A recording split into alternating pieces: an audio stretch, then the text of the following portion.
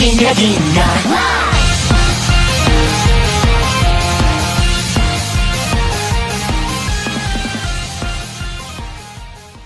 Hello everybody, Infernape Shinjo here, and welcome to Let's Talk Anime episode 42.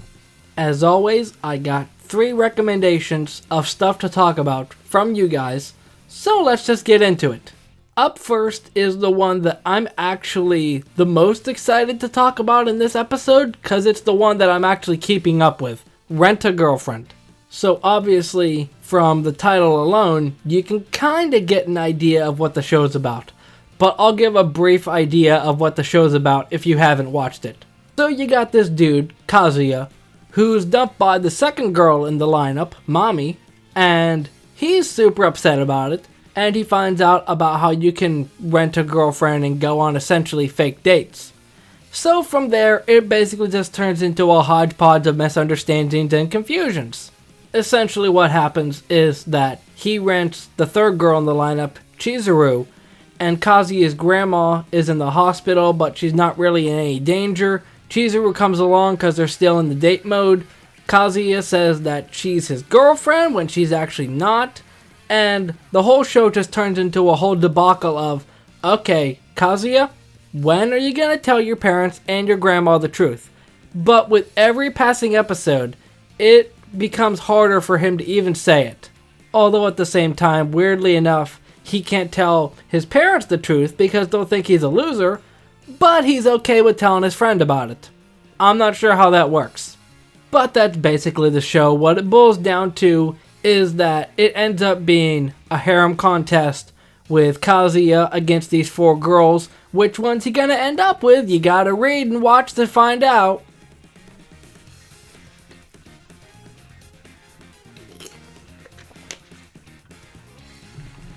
Which at the same time, that brings me into my first positive point, in that even though it's a harem, it's actually okay for once. Like other harems all involve girls that are essentially like 16, 17, 18 because school anime, it kind of goes hand in hand. But these ones are actually 18 and older, which is a good plus for artists. And the second thing that I like is that the designs of the girls and actually all the characters are so vibrant. Like, looking at the designs right here, that isn't even what the girls wear most of the time. They have so many different outfits, and it's pretty clear that the creator had some form of impact on, I want the girls to wear this in one scene, but this in another scene. You could really tell that the creator had that thought in the forefront of his mind. Now, I wrote this down as a thought. It's technically not really a pro, but it's more or less an announcement because this is being recorded before the final episode of Season 1. The first 11 episodes I've already watched. I think it's first 11. First 11 or first 12. Basically, there's only one episode left. It'll be up in a couple of days. So all that I know at the moment is the last episode of the show that I've watched was Mami figuring out that Chizuru is a mental... Oh, did I just say mental? Mami figured out that Chizuru is a rental girlfriend, and they just left it on that cliffhanger.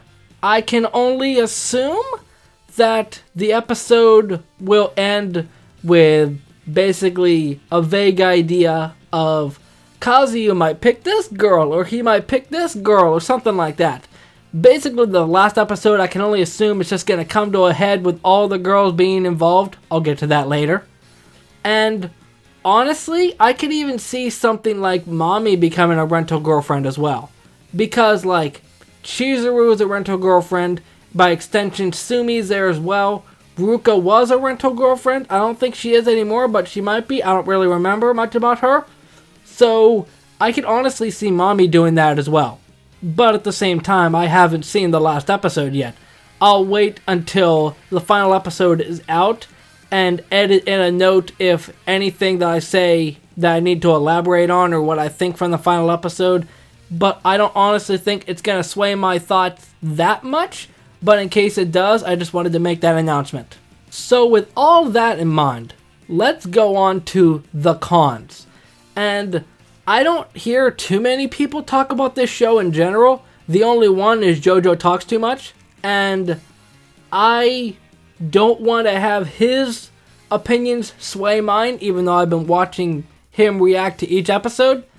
But at the same time, I'm sure that everybody can agree that the show will be a little more bearable, but ultimately over a lot quicker if Kazuya would just tell his grandma and his parents the truth. Like, okay, just tell them that Chizuru is a rental girlfriend or whatever.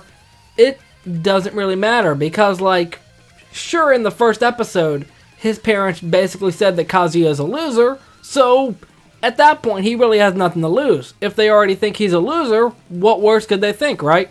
But I feel like the one problem that people are going to have is that Kazuya is just so wishy-washy. Like, he tells his best friend Curry that Chizuru is a rental girlfriend, but doesn't tell his own parents. I get that he's kind of caught in a situation, but come on, dude. You gotta grow a backbone. But at the same time, like I glossed over, the show would be over a lot quicker if he would just admit that Chizuru is a rental girlfriend. And at the same time, he would never have met Ruka or Sumi under the conditions that they did. Because if Chizuru wasn't a rental girlfriend for him still, he would have never met Sumi. If Chizuru wasn't a rental girlfriend to Kazuya, he never would have met Ruka, because Curry would have never gotten jealous and rented Ruka out. I know that I'm really reaching for that one, but at the same time, you gotta admit, he would, well, technically, he still would have met Ruka before he actually met Ruka, but you know what I mean. The show would be a lot more easier to watch if Kazuya wasn't just a big baby. And the other problem that I have with this show, you can probably already tell where this is going because I used her in the thumbnail. They shafted Sumi so hard. Like, okay, I'm gonna make the joke right now because I feel like people are gonna be wondering about it anyway. I think essentially all the girls in the show are from Konosuba, more or less. I'm pretty sure that Kazuya is Kazuma from Konosuba. Sumi is Megumin. Chizuru is Aqua. I don't know where Ruka and Mami fit into that. But I know those three because I've seen different parodies around about Rental Girlfriend with Konosuba, which is hilarious. But like, when I found the trailer of it, and I found out that Sumi was going to be Megumin, I was excited. And also, when I found out that Sumi was going to be the Shy Girl archetype, I was excited. Because I really like Hifumi in New Game, and she's basically the same character. Not really, but you get my point. With every passing episode, I was just waiting for Sumi to make her appearance. But 2 episodes left in the show, and she just pops in out of nowhere. Well, technically 3 episodes, because she was name dropped at the end of episode 10. But it's just like, okay, Chizuru and Mami are introduced early on. It makes sense. It's pretty clear that Chizuru is going to win in the poll anyway, so whatever. Mami, it makes sense because she dated Kazuya for like a month. But like, they introduced Sumi so late and it's very unfortunate, and why I'm kind of hoping that there's a second season. Because like, they basically just shafted Sumi, and especially if she only had the 1 episode where she does her date with Kazuya and doesn't appear in the final episode at all, that's just gonna be a lot more heartbreaking for me and a lot of Sumi fans. But overall, it's a good show. It's a nice twist on the harem genre, and all the girls have varying personalities. Some are probably liked more than others, although at the same time, every character has a fan base. But it's pretty clear that at least with the show, they are shafting other characters like Sumi in favor of Chizuru. But overall, a good show. At the same time, if you don't like drama, you're not gonna like it. So I basically talked to death about Rental Girlfriend, so let's go on to Super Dragon Ball Heroes Big Bang Mission, which I wasn't keeping up with, what's it called? Super Dragon Ball Heroes, the other one. I can't think of what it is. I'll probably put a note up. But it was the one before this that introduced Few, and I didn't keep up with it, so I don't know if it actually ended or whatever, but like, this one's here, and honestly, I watched the first 3 episodes, and there's honestly not much that I can say about it. It's, from what I can gather, based off of like a game or some kind in Japan, which is basically a promotional anime, which is the only con that I wrote down about it. But at the same time, it's difficult because it's trying to make a game out of an anime. Like, I would assume in this game, they don't have all this big stuff going on. But they're trying to craft a story out of essentially nothing. Which, at the same time, for Dragon Ball fans, it's really good because they have Goku, Other Dimension Goku. They had Freezer in the other one. Wait, not Freezer. Cooler. My mistake.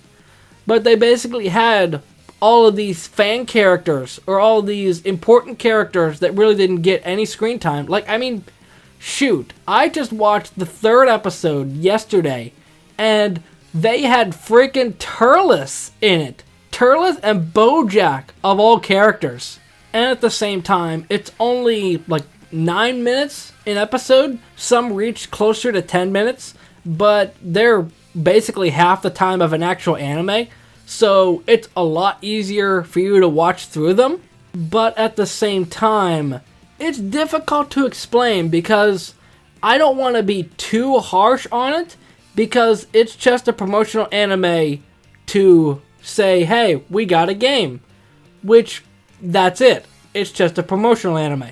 It's not going to really do anything groundbreaking for the series, I feel. It's basically just another cash grab that's just saying, hey, we got more Dragon Ball stuff here. Don't worry about if we're doing another season of Super or whatever. Just have this here while you're waiting for the new series of Super, which I'm sure is going to happen eventually. But I can only assume that with the following episodes, like the first 2 episodes were introduction, then the 3rd one was Goku and Vegeta fighting Bojack and Turles. And I can only assume that each episode following is just going to be them battling another villain. They might even stretch it out to multiple episodes because Dragon Ball Z is good at time like that. But at the end of the day, if you like Dragon Ball, you're probably going to like this. Personally, I'm not going to keep watching it because it just feels like it's catering too much to fans, which isn't bad in some instances, but it's just like, hey, you want to see, I don't know, Ultra Instinct Goku? Here you go. You want to see this new form of Trunks? Here you go. It's just like they don't know how to say no. They're one of those friends that just doesn't say no regardless of what's going on.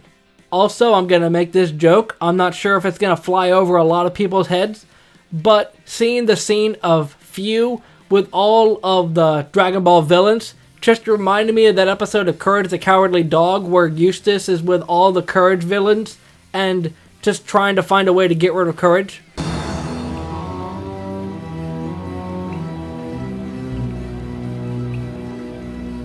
I'm a man of few words. I think it's called Ball of Revenge or something. Yeah, because they fight dodgeball. Again, probably not a reference that you guys will understand, but if you do get it, props to you. But let's see what's up next. I know what's up next. It's on my notes, but it's Owari no Seraph. Now, I gotta get some things out of the way before I go into this. The first thing is I'm gonna call it Owari no Seraph because it just rolls off the tongue better than Seraph of the End. And the person that recommended it to me, for some reason, it clicked a thing in my brain. I don't know why, but I heard somebody talk about Owari no Seraph before, and it's just one of those things where, oh yeah, I remember somebody talking about that. Honestly, it was probably the Anime Man or Giguk or somebody like that, but that just made me a little more interested in it, especially since I was going into it basically blind. Which, if you remember my discussion on Decadence in a previous episode, then you know that I love walking into anime blind. And honestly, I'm gonna spoil the first 3 episodes of this, and at least the premise of Promised Neverland, just as a fair warning. But this first episode, it had me hooked. Like, okay, I literally had to pause it within like the first 5 minutes of it, because I was just watching it and it just said, hey, we got this virus going around, it's killing all these people. And I literally paused it and I'm just like, are we really doing this right now? We really doing this right now? Because it's one of those things like Gibiate, where I discussed it in another video, that the premise is essentially a disease. And especially with the time that we're in now, that's kind of hitting close to home. But like, from that, the interaction between the two main dudes, I honestly can't even remember their names, but that interaction was nice. And all of the other little siblings that they have in their little, quote, family, that was really nice to see, and it really gave me vibes of Promised Neverland.